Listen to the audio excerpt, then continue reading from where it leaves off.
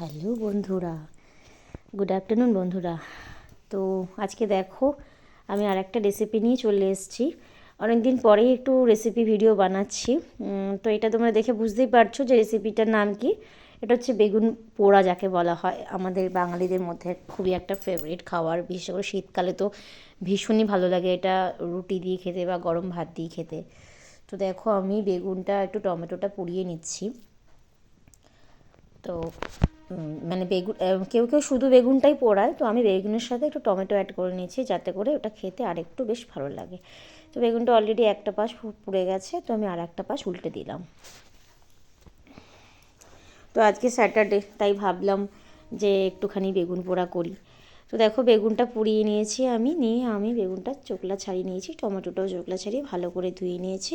তো তার মধ্যে আমি একটু কাঁচা লঙ্কা, একটু শুকনো লঙ্কা পুড়িয়ে, একটু নুন, তারপরে একটু ধনেপাতা আর একটু সর্ষের তেল দিয়ে আমি এবার এটাকে ভালো করে আমি মাখবো।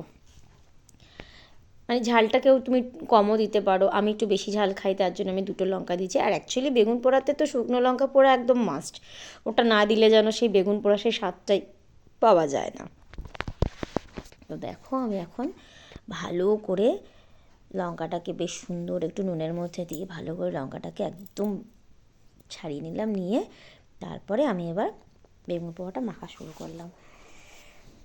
বেগুন পোড়াটা মাখতে মাখতে আমার যেন জিভে জল এসে গেল, কখন খাবো তাই ভাবছি। তো দেখো আমি ভালো করে বেগুনটা, টমেটোটা, সব কিছু যা যা ছিল সব কিছু ভালো করে আমি একদম মিক্সড করে নিলাম, যাতে কোথাও যেন বেগুনের কোনো দানা টানা না থাকে, মানে আস্তটা না থাকে। আমি একদম ভালো করে মানে হাত দিয়ে ওটাকে ম্যাশড করে নিলাম। তো আশা করি বন্ধুরা তোমরা এই আইটেমটা প্রত্যেকেই টেস্ট করেছো অলরেডি বাড়িতে।